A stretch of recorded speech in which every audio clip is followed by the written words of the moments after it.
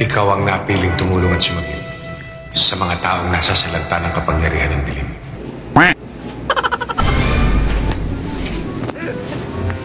Ha? Ako po. Pagkakataon ko na to ha.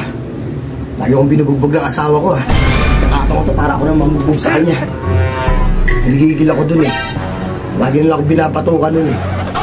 Yun. Ako naman. Dahil meron na ako na kapangyarihan. Binigay sa akin ng nilolo.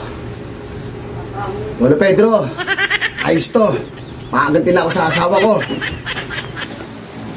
Bunso, nasaan mama mo? Nasa taas pa. Taas? Yes. Makakaganti na rin ako. Lagi akong binubugbog nito eh. Madami ko silang kamay na bakal. Ayaw, di ma! Mal, ano luto yung ulam? Ako na bahala. Sige. Tuloy mo na lang yan. Nagugas na rin ako ng pinggan.